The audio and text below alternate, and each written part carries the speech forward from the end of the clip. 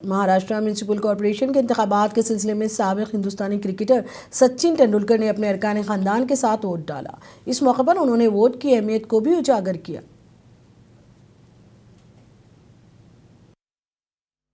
मतदान करायला आलोय कारण आय थिंक प्रत्येकाचं ओपिनियन, प्रत्येकाचं वोट मॅटर्स म्हणून मी आलोय। त्यामुळे मी हेच रिक्वेस्ट करतो सगळ्यांना की या आणि मतदान करा, कारण आपले जे ओपिनियन्स आहेत, आपला जो विचार आहे तो येऊन इथे मांडायचा हा एक आपल्याला ही वेळ आहे, तर ती नक्कीच तुम्ही याचा वापर करावा आणि नीट तऱ्हेने वापर करावा। बहुत इम्पोर्टेंट है। मैं हमेशा कहते आ रहा हूँ कि ये मौका ऐसा है जहाँ पे आपको अपना ओपिनियन आप मतदान के जरिए आप एक्सप्रेस कर सकते हो, और जो आप चाहते हो उसमें एक एक बूंद, हम जैसे कहते हैं कि एक एक बूंद इम्पोर्टेंट होता है। तो ये अगर रिजल्ट जो आप चाहते हो वो अगर रियलाइज करना है तो हर एक इंसान को आके मतदान करना चाहिए। मैं लोगों से अपील, मैं खुद यहाँ पे हूँ तो ये इटसेल्फ इज शोज किया ना कि it is important for. BMC इंतखाबात के लिए बांद्रा पोलिंग स्टेशन पर एक उम्र दराज शख्स ने अपना वोट डाला। इस मौके पर उन्होंने अपने वोट डालने अवाम से अपील की।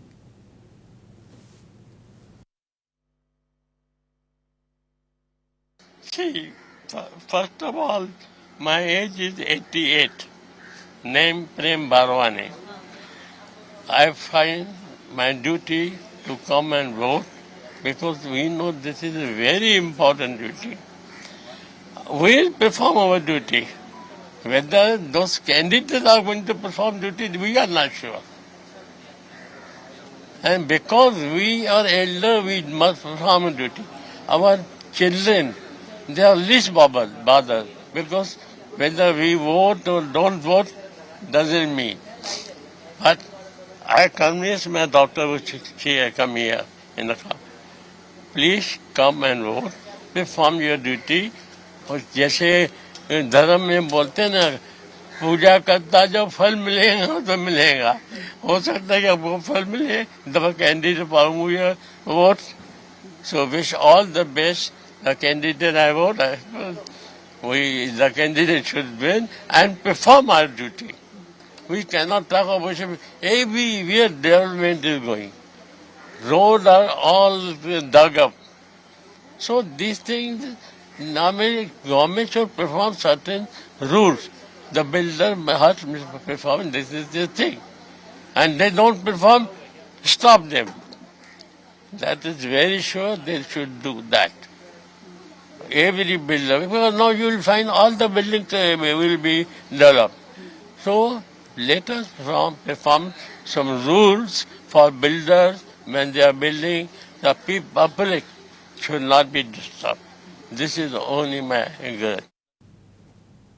आर्मी डे के मौके पर राजस्थान के शहर जयपुर में एक तकरीब मुनक़िद हुई। इस मौके पर chief of defence staff general Anil Chauhan और chief of army staff general Upendra Dwivedi ने सप्ता शक्ति कमान जयपुर में फूल पेश करते हुए शहदा को खिराज अक़ीदत पेश किया।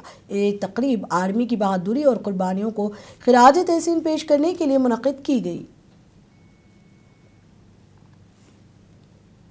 संक्रांति त्यौहार निहायत ही जोश खरोश और अक़ीदतमंदी के साथ मनाया जा रहा है। अवाम अपने घरों में खास पकवान तैयार करते हुए इस त्यौहार को मनाते हैं। इस मौके पर गांवों और शहरों में जोश खरोश देखा गया। उत्तर प्रदेश के प्रयागराज में मुख्य मेला के मौके पर अक़ीदतमंदों की बड़ी तादाद ने संगम पर मुक़द्दस स्नान किया और अमन व खुशहाली के लिए दुआ की। माघ मेले के लिए इंतज़ामिया की जानिब से सिक्योरिटी के वसी तर इंतजाम किए गए हैं ताकि अक़ीदतमंदों को कोई परेशानी ना हो सके। अनवरत मेरे बाबा के समय से मैं स्नान करता आ रहा हूं और इसीलिए इस बार भी मुझसे गंगा मैया का खिंचाव मुझे यहां तक ले आया और इंतजाम बहुत ही बढ़िया है। हर साल यही प्रेरणा मिलती है कि कुछ अच्छा हो जाए, कुछ नया हो जाए, तो वो करती है गवर्नमेंट और हमें इसका बड़ा मतलब प्रसन्नता है। हर साल की तरह हम लोग फिर से गंगा स्नान करेंगे और ये अनवरत चलता ही रहेगा। बोलो जय गंगा मैया। यहाँ की व्यवस्था बहुत ही अच्छी है। योगी जी ने बहुत अच्छा व्यवस्था बनाई है यहाँ पर। राजौरी में साबिक फौजियों के दिन पर हिंदुस्तानी फौज की जानिब से एक मेडिकल कैंप भी मुनक्किद किया गया। इस मौके पर साबिक फौजियों और उनके अहल खाना के तिब्बी मुआयने किए गए। साबिक फौजियों ने इस कैंप से इस्तेफादा हासिल किया। इस मौके पर एक रैली भी निकाली गई।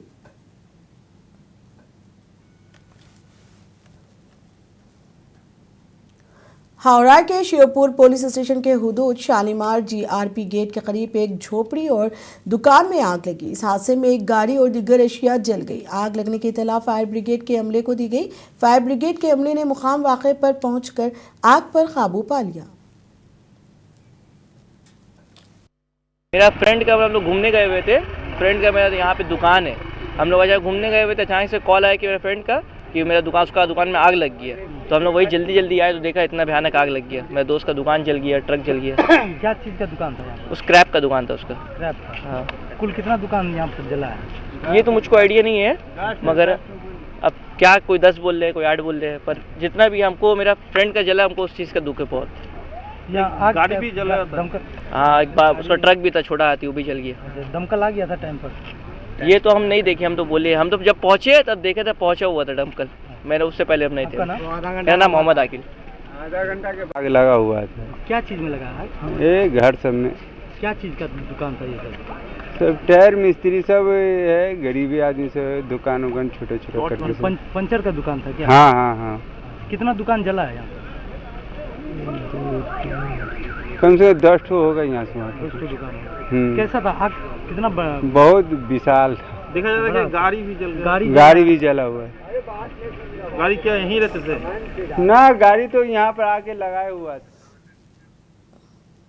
पुराना पुल दरवाजे के इलाके में चारशंबे की रात को नामालूम अफराद की जानिब से शहर के पुरअमन फिजा को बिगाड़ने की कोशिश की गई। इसकी इत्तला मिलते ही पुलिस मुकाम वाक़े पर पहुंच गई और हालात पर काबू पा लिया और हुजूम को मुंतशिर कर दिया। पुलिस ने कहा कि हालात काबू में हैं, शहर में अमन को बिगाड़ने वालों के खिलाफ कार्रवाई की जाएगी। पुलिस ने अफवाहों पर तवज्जो न देने अवाम से अपील की। सामाजिक तत्व एंटी सोशल एलिमेंट ने कुछ गड़बड़ किया था, उसका इत्तला पुलिस को मिला 11:30 के आसपास। इमीडिएटली पुलिस फोर्स यहाँ पहुँच गई। पुलिस फोर्स हमारे एनजीडो एंड एसओ लोग यहाँ पे इमीडिएटली पहुँच गए। पहुँचने के बाद जो है यहाँ का जो काला पत्थर के एसआई साहब हैं और कमाटीपुरा उनके जो ऑफिसर्स हैं वो सारे लोग यहाँ पे आ गए। आने के बाद इमीडिएटली जो है कंप्लेंट पे केस रजिस्टर किया गया। केस रजिस्टर करने के बाद हम लोगों को कुछ क्लूज भी उस पर मिले हैं, उस पर हम लोग काम कर रहे हैं। उसके बाद कुछ लोग यहाँ पे गैदर हुए थे, उनको हम लोग से बातचीत करके हम लोग उनको डिस्पर्स कर दिए हैं। यहाँ पे तो पूरी तरह से जो है सिचुएशन पीसफुल है। पूरी फोर्सेस यहाँ पे आ चुकी हैं। पैरामिलिट्री फोर्सेस भी हम लोग बुला रहे हैं, रैप भी आ चुकी है। हमारा हेडक्वार्टर से भी फोर्स यहाँ पे आ चुका है। सारे ऑफिसर्स, डीसीपी राजेंद्र नगर, अपने चारमीनार डीसीपी साहब और टास्क फोर्स डीसीपी साहब और दूसरे जोन के डीसीपी भी यहाँ पे हैं। पूरी तरह से यहाँ पे जो सिचुएशन अंडर कंट्रोल है और हम लोग पूरी तरह से इंटेंसिफाई पेट्रोलिंग कर रहे हैं। हर जगह पे हम लोग निगाह रखे हुए हैं। कहीं से भी कोई भी चीज़ें होती हैं तो पुलिस उसको तुरंत कंट्रोल कर लेगी। और आप लोगों से हमारा अपील है कि किसी भी तरह का कोई भी अफवाह पे आप ध्यान मत दीजिए। सारे चीज़ें अफवाह हैं, कहीं पे कोई प्रॉब्लम नहीं है। पूरा का पूरा पीसफुल चल रहा है, पीसफुल है। और कोई भी आदमी किसी तरह का गड़बड़ करने की कोशिश करेगा तो वो बच नहीं पाएगा। और आपको पता है हैदराबाद पुलिस के बारे में, definitely we will take a very strong action against those people. और हम उसमें एक्शन लेने से हम लोग पीछे भी नहीं हटेंगे। और बहुत स्ट्रेट फॉरवर्ड सिंसियरली हम लोग एक तगड़ा एक्शन भी लेंगे उनके खिलाफ। तो मैं आप लोगों के थ्रू सबसे अपील कर रहा हूं, आप अपने अपने घरों में रहें, बाहर अननेसेसरी मत निकलें, गैदरिंग ना करें। और किसी तरह का कोई भी अफवाह होता है तो लोकल पुलिस से आप पता कर लें। तो ये मेरा आपसे रिक्वेस्ट है। दूसरा सबसे बड़ा चीज़ ये है कि यहाँ पे हर जगह पे हम लोग अपना पुलिस पेट्रोल कर रहे हैं। हमारी पुलिस पिकेट्स हम लोग लगा चुके हैं। और सारे ऑफिसर्स को भी सीपी साहब भी टेलीकॉन्फ्रेंस भी किए हैं, 2-3 बार टेलीकॉन्फ्रेंस किए हैं, प्रॉपर इंस्ट्रक्शंस दिए हैं। हम लोग को टाइम टू टाइम सीपी साहब भी इंस्ट्रक्शंस दे रहे हैं। पूरी तरह से ये मामला अंडर कंट्रोल है और पूरी तरह से आप देख रहे हैं यहाँ पे किसी भी तरह का कोई सिचुएशन वैसा नहीं है जैसा बताया जा रहा है या कुछ लोग बोल रहे हैं, तो आप उस अफवाह पे भी यकीन ना करें। We will take a proper and sincere action, और जो इंसिडेंट्स हुए हैं उस पर भी हमारे पास। जम्मू कश्मीर के श्रीनगर में सर्दी की लहर जारी है। डाल झील में बर्फ जम गई है। महकमा मौसमियात के मुताबिक गुज़िश्ता चंद दिनों से कश्मीर में दर्जे हरारत में ज़बरदस्त कमी देखने में आ रही है। मुकामी लोगों का कहना है कि सर्दी ने रोज़मर्रा ज़िंदगी को मुतासिर कर दिया है और झील के किनारे की खूबसूरत फिजाएं भी बर्फ की तह में ढक गई हैं। यही वेदर पैटर्न जो जैसे कल परसों जो -5 या -6 भी गया, आज सुबह पॉजिटिव में चला गया या -1 के आसपास है, तो ये रहेगा। मतलब जब जिस रात में क्लाउडीनेस होगी, शाम को हल्का फुल्का WD आएगा, उसके क्लाउडीनेस, क्योंकि ये ड्राई क्लाउड आ रहे हैं, तो उस क्लाउडीनेस की वजह से आपको ज़्यादा से ज़्यादा टेम्परेचर इम्प्रूवमेंट ही देखने को मिलेगी नाइट टेम्परेचर्स में सुबह के वक्त। बाकी कोई मेजर चेंज नहीं है। तो ऐसा ही अभी मौसम रहेगा ये 20-22 तारीख तक, कि बीच में क्लाउडी हो गया। जिस दिन भी शाम को क्लाउड होगा उस दिन नेक्स्ट डे इम्प्रूवमेंट देखेगी टेम्परेचर में, लेकिन जिस दिन क्लाउड नहीं होगा उस दिन -4, -5 या -6 भी देखा जा सकता है। तो फिलहाल हम यही कह सकते हैं इन द ब्रॉडर सेंस कि 21 तारीख तक जनरली, या बल्कि 22 तारीख तक यही पैटर्न रहेगा कि एक दिन माइनस, दूसरे दिन प्लस भी या 0 के आसपास टेम्परेचर्स रहेंगे। तो डे टेम्परेचर्स कैसे रहेंगे? डे टेम्परेचर्स आपको 10 और 13 के बीच में रहेंगे इन दिनों 22 तारीख तक। लेकिन 22 शाम के बाद थोड़ा सिस्टम आने की उम्मीद है, तो फिर वो नीचे आएगा 5-6 डिग्री पे। तो ये जो 16 को वेस्टर्न डिस्टर्बेंस, ये हाँ 16 शाम को जो वेस्टर्न डिस्टर्बेंस, ये भी हल्की फुल्की है, और बिल्कुल हमारे upper most parts, northern parts हैं, जैसे कि हमारी एक्सिस जो है कुपवारा साइड से साधना पास से लेकर आप अगर कुपवारा के अपर नॉर्दर्न एंड से लेकर अगर आप बांडीपुरा का नॉर्दर्न पार्ट देखेंगे, वहाँ से जोजला जो पास है, इसी एक्सिस पे उस सिस्टम का असर रहेगा। तो हल्की फुल्की बारिश अपर रीजन में वहाँ बर्फ़ देखने को मिलेगी 16 शाम को। बाकी श्रीनगर में कोई नहीं, श्रीनगर में भी बर्फ़। अमरीकी सदर डोनाल्ड ट्रंप ने ईरान के साथ तिजारत करने वाले ममालिक पर 25% टैरिफ आयद करने की एक नई धमकी दी है। ताहम हिंदुस्तानी सरकारी ज़राए का कहना है कि इस फैसले का हिंदुस्तान पर असर ना होने के बराबर होगा।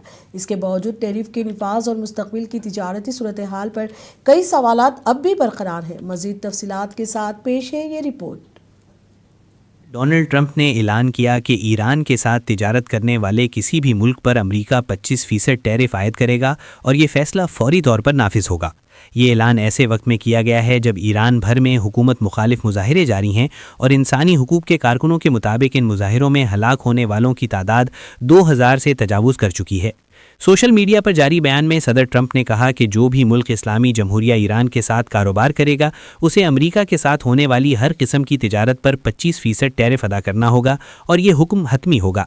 ताहम हिंदुस्तान में हुकूमती ज़राए ने कहा है कि इस इक़दाम का हिंदुस्तान पर असर इंतहाई महदूद रहेगा। ईरान हिंदुस्तान के सरे फहरिस्त 50 तिजारती शराकतदारों में भी शामिल नहीं है।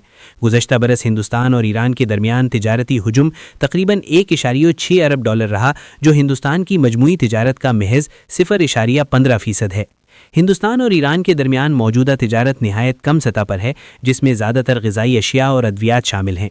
हिंदुस्तान ने मई 2019 में अमरीकी पाबंदियों के बाद ईरान से तेल की दरामद बंद कर दी थी। हुकाम का कहना है कि बैरूनी माशी अवामिल के बायस रवा माली साल में ईरान के साथ हिंदुस्तान की तिजारत में मज़ीद कमी आने का इम्कान है। फिलहाल इस नए टैरिफ के अमली निफाज पर भी इबहम बरकरार है, क्योंकि ट्रंप इंतज़ामिया की जानिब से इस हवाले से कोई बाज़ाब्ता नोटिफिकेशन जारी नहीं किया गया है। वाज़ेह रहे कि अगस्त में अमेरिका ने हिंदुस्तान पर मजमूई तौर पर 50% टैरिफ आयद किया था, जिसमें रूसी खाम तेल की खरीदारी पर इजाफी ड्यूटी भी शामिल थी। अगर ईरान से मुताल्लिक नया टैरिफ नाफिज होता है तो हिंदुस्तानी मसनूआत पर महसूलात में मज़ीद इजाफा हो सकता है। दूसरी जानिब 2024 में ईरान की मजमूई दरामदात तकरीबन $68 अरब रहीं, जिनमें मुत्तहिदा अरब अमारात, चीन, तुर्की और यूरोपीय यूनियन इसके बड़े तिजारती शराकतदार रहे। ईरान की चाबहार बंदरगाह के तरक्याती मंसूबे में शराकतदार है, जहां दोनों ममालिक के दरमियान 10 साला मुआहदा मौजूद है। अमरीकी हुकूमत ने अक्टूबर 2024 से चाबहार बंदरगाह के लिए 6 माह की पाबंदियों से इस्तिस्ना भी दिया है।